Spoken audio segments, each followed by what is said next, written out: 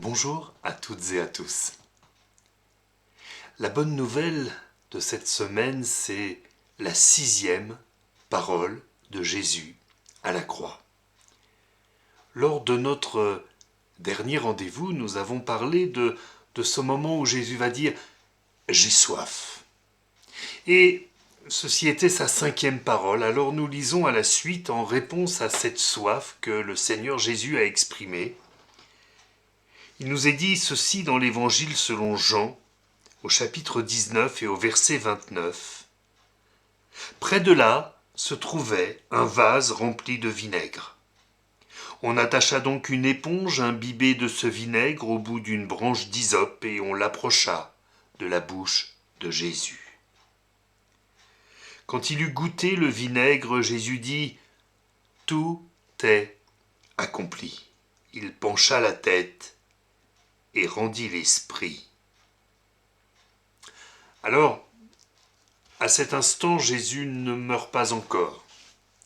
Il y aura une 7e et dernière parole. Ce sera l'occasion la semaine prochaine d'apporter encore une bonne nouvelle.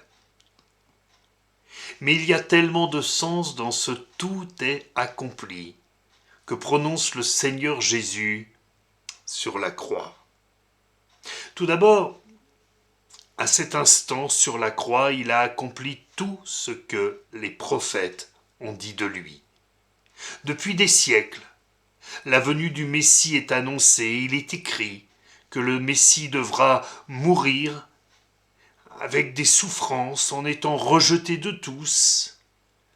Il est écrit qu'il ne sera pas cru par ses contemporains, mais qu'il sera rejeté. Donc tout ce qui a été écrit sur lui est accompli.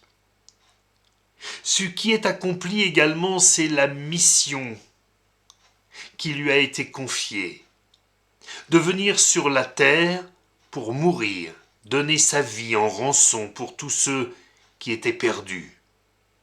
Mais au-delà de cela, en filigrane, il y a cette vie qu'il a accomplie, cette vie humaine et terrestre qu'il a parfaitement accomplie sans jamais pécher, sans jamais s'éloigner de la volonté de Dieu. Dans ce tout est accompli, il y a aussi un sens profond pour le peuple juif.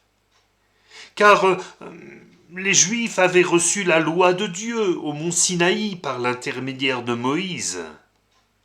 Et bien évidemment, pour eux, leur relation à Dieu ne pouvait exister qu'au travers de l'obéissance parfaite à la loi. Jésus a dit « Je ne suis pas venu abolir la loi, je suis venu l'accomplir. » Et il l'a entièrement accompli. Cet accomplissement, c'est aussi le passage de la loi à la grâce. Pourquoi ? La loi disait que sans effusion de sang, il n'y a pas de pardon des péchés.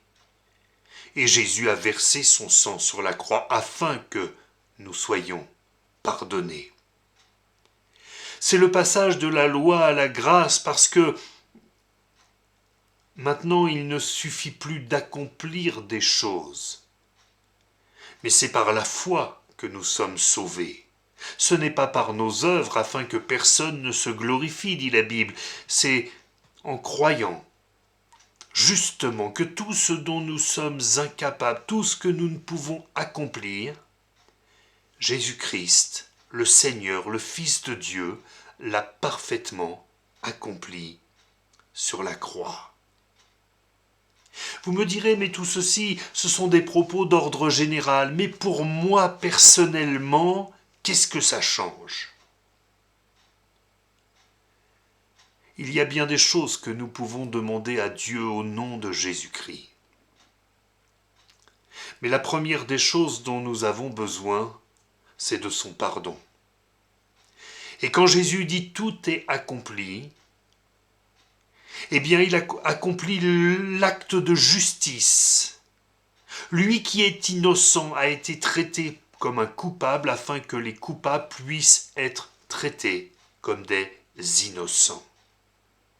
Donc oui, il a accompli cet acte de justice envers toi, comme il l'a accompli envers moi.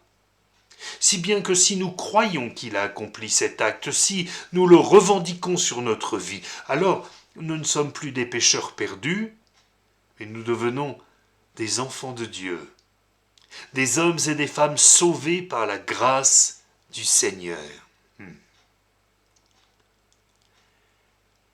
La Bible nous dit aussi que c'est dans ces meurtrissures que nous avons la guérison.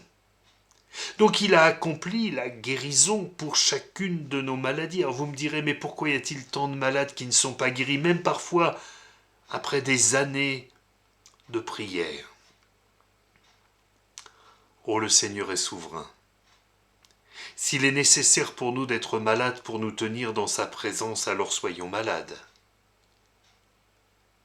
Mais si dans sa bonté il décide de nous guérir, alors il est tout-puissant pour le faire, et au nom de Jésus-Christ, toute victoire peut être remportée.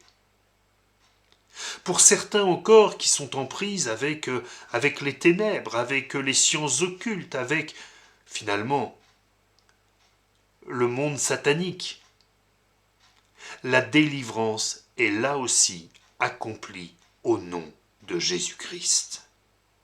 Le Seigneur Jésus a remporté toutes les victoires sur cette croix. Il a remporté toutes les batailles qui sont les nôtres, qu'elles soient dans notre cœur, dans notre âme, qu'elles soient dans notre corps, qu'elles soient des batailles spirituelles. Jésus-Christ a tout accompli. De la même manière qu'il est écrit que le 7e jour, Dieu s'est reposé de toutes ses œuvres après avoir créé l'univers et tout ce qu'il renferme. Et bien de la même manière que Dieu a réalisé toutes ses œuvres, le Fils de Dieu a tout accompli sur la croix. Nous avons besoin de ce message de la croix. Nous avons besoin de croire que ce que Jésus a fait sur la croix est suffisant pour changer notre vie aujourd'hui, dans ce 21e siècle, sans tenir aucun compte des circonstances. Dieu n'est pas arrêté par les circonstances, sans tenir compte de notre culture. Dieu n'est pas arrêté par notre culture, ni par notre arrière-plan familial. Dieu n'est arrêté par rien, pourvu que nous croyons au sacrifice du Seigneur Jésus.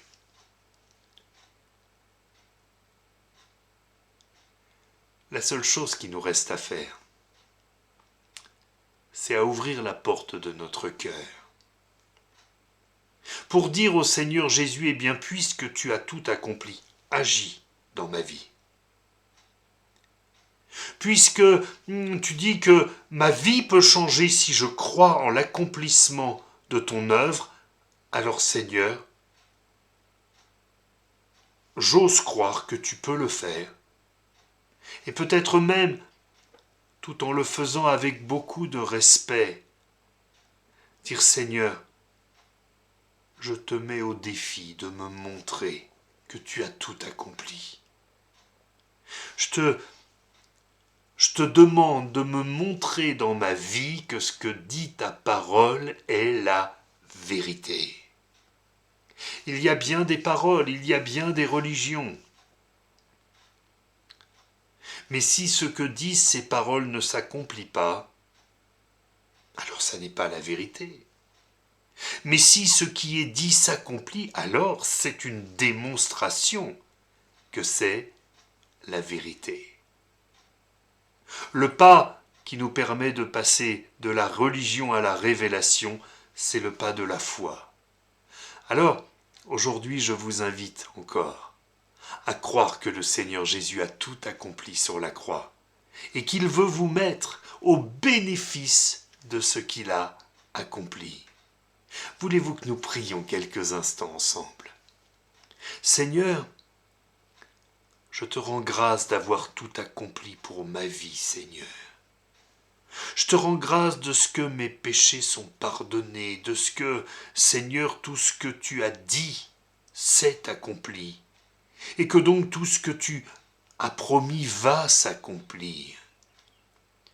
Mais aujourd'hui, je veux penser, Seigneur, à mes amis qui écoutent ce message, et qui peut-être sont incrédules, peut-être aimeraient bien que cela soit vrai, mais ont du mal à y croire. Je te prie de venir au secours de leur incrédulité et de leur démontrer par ton amour, par ta grâce, par ta miséricorde, que la vérité est là. Tu as tout accompli. Merci Seigneur pour l'accomplissement de ces choses et l'exaucement de cette prière. Au nom de Jésus-Christ. Amen. À très bientôt pour une autre bonne nouvelle de la semaine. Que le Seigneur vous bénisse.